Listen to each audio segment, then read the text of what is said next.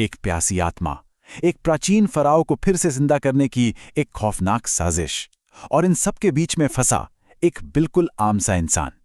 आज हम राज भारती के क्लासिक हिंदी हॉरर नॉवल प्यासी आत्मा की रहस्यमयी दुनिया में गोता लगाने वाले हैं। तो चलिए शुरू करते हैं इस भटकती रूह की कहानी।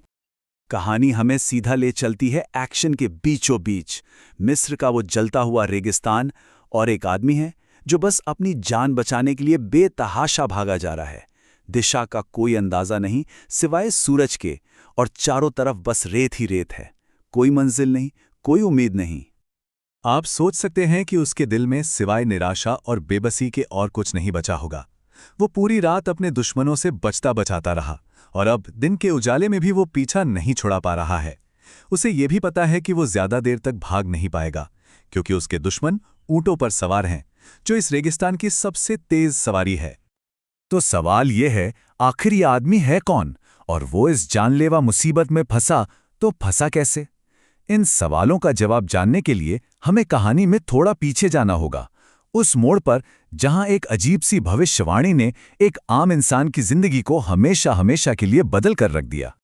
इस आदमी का नाम था अमन राज, जिसे सब प्यार से राजू बुलाते थे। एक बिल्कुल सीधा साधा नौजवान जिसकी दुनिया मुंबई की एक कंप्यूटर फैक्ट्री तक ही सिमटी हुई थी।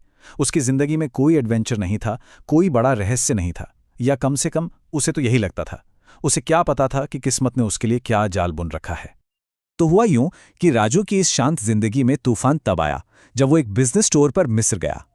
मुंबई से शुरू हुआ ये सफर उसे सिकंदरिया रेलवे स्टेशन पर ले आया, और बस यहीं पर एक अजीब सी मुलाकात ने उसकी दुनिया को पूरी तरह से उलट-पुलट कर दिया। स्टेशन पर अचानक एक पामिस्ट राजू का हाथ पकड़ लेता है, और उसे देखते ही वो चौंक जाता है। वो कहता है, तुम्हारा हाथ? ये किसी आम इंसान का हो ही नहीं सकता, ये तो दुनिया के महानतम लोगों जैसा है। अब राजू तो इसे मजाक समझकर भूल जाता, लेकिन यही भविष्यवाणी उसकी जिंदगी की सबसे बड़ी मुसीबत बनने वाली थी। इस भविष्यवाणी ने राजू को शोहरत तो नहीं दी, लेकिन हाँ, उसे एक बेहद खतरनाक और खुफिया संगठन के रडार पर जरूर ला दिया। एक ऐसा संगठन जिसका मकसद इतना खौफनाक था कि कोई सपने में भी नहीं सोच सकता। और इस संगठन का चेहरा था डॉक्टर नेफा, एक ऐसा नाम जो बहुत जल्द राजू की जिंदगी में डर और खौफ का दूसरा नाम बनने वाला था। उपन्यास में डॉक्टर नेफा को जिस तरह से डिस्क्राइब किया गया है, वो सुनकर ही रोंगटे खड़े हो जाते हैं। लिखा है कि उसका चेहरा और शरीर एक लाश की तरह बेजान थे, जो उसे इंसान से ज्यादा कोई शैतानी चीज बनाते थे। इस पंथ का नाम था अमीन सोसाइटी।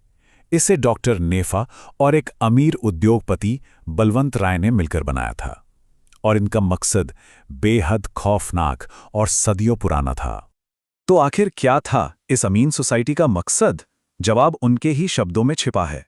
उनका मिशन था मिस्र के प्राचीन फराओ तूतनखामन को फिर से जिंदा करना।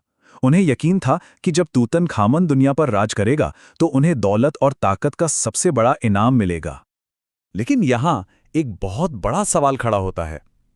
एक प्राचीन फराओ को जिंदा करने के लिए उन्हें मुंबई के एक आम कंप्यूटर वर्कर की क्या जरूरत पड़ गई? राजू का इस सबसे क्या लेना देना था? जवाब जितना हैरान करने वाला है, उतना ही खौफनाक भी। राजू को फराओ की आत्मा के लिए एक नए शरीर के तौर पर चुना गया था। लेकिन कहानी में एक और ट्विस्ट आता है। जब राजू चारों तरफ से दुश्मनों से घिर जाता है, तब एक अलौकिक शक्ति उसकी रक्षा के लिए सामने आती है। ये कोई आम ताकत नहीं थी, बल्कि एक रूह थी, एक आत्मा, जिसे उपन्यास में नाम दिया गया है प्यासी आत्मा। एक रहस्यमयी रक्षक जो हर कदम पर राजू को हर आने वाले खतरे से बचा रही थी। और ये आत्मा बार बार अजीब अजीब तरीकों से राजू को बचाती है। जब पुलिस उसे पकड़ लेती है तो एक अनदेखी ताकत उसे छुड़ा ले जाती है। जब वो रास्ता भटक जाता है तो एक मीठी सी खुशबू उसे सही दिशा दिखाने लगती है। राजू को अब ये यकीन हो चुका था कि वो अकेला नहीं है, कोई है जो हर पल उसकी हिफाजत कर रहा है। अब कहानी अपने सबसे खतरनाक मोड़ पर पहुंचती है। बाबिनो द्वीप, ये वो जगह है जहां सब कुछ दांव पर लगा है, और यहीं पर राजू और अमीन सोसाइटी के बीच आखिरी टकराव होना है। और जैसे ही फाइनल टकराव का वक्त आता है ना, कुदरत खुद अपना खेल शुरू कर देती है। उस द्वीप को एक भयानक तूफान घेर लेता है।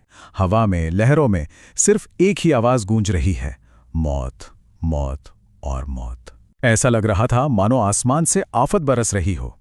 उपन्यास में इस सीन को बड़े ही खौफनाक अंदाज में बताया गया है।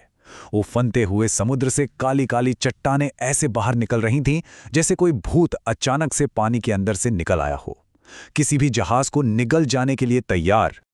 इस जानलेवा तूफान के बीच एक तरफ राजू और उसके साथी अपनी जान बचाने के लिए लड़ रहे हैं, तो दूसरी तरफ उनके दुश्मन कुदरत के कहर का निशाना बन जाते हैं। डॉक्टर नेफा की नाव सीधी उन काली नुकीली चट्टानों से जा टकराती है और पल भर में चकनाचूर हो जाती है। और कमाल देखिए, जो तूफान सबके लिए तबाही था, वही राजू के लिए बचने का रास्ता बन गया। डॉक्टर नीफा और उसका पूरा संगठन उसी समुद्र में समा जाते हैं और राजू को अपनी जिंदगी बचाने का एक आखिरी मौका मिल जाता है। दुश्मन खत्म, खतरा टल गया। तो क्या कहानी यहां खत्म हो गई या कुछ सवाल अब भी बाकी हैं जिनका जवाब मिलना बाकी था? चलिए देखते हैं। भारत लौटने पर पुलिस की जांच आगे बढ़ती है। इंस्पेक्टर जयंत काले ऐसे सबूत इकट्ठा करते हैं जिनसे न सिर्फ राजू की बेगुनाही साबित हो जाती है, बल्कि अमीन सोसाइटी का पूरा नेटवर्क दुनिया के सामने आ जाता है। और आखिरकार राजू को इंसाफ मिल ही जाता है। उसके ऊपर लगे सारे इल्जाम हट जाते हैं और वो एक बार फिर आज़ाद है। कहानी के विलेन्स अपने अंजाम तक पहुंच चुके थे। सब कुछ सुलझ गया, सिवाय एक पहेली के। वो सबसे बड़ा रहस्य कि आखिर वो प्यासी आत्मा कौन थी, वो राजू की मदद कर क्यों रही थी, और अंत में उसका क्या हुआ? उपन्यास हमें इसका जवाब कभी नहीं देता, और शायद यही अनसुलझा सवाल इस कहानी को हमेशा के लिए इतना यादगार बना देता है।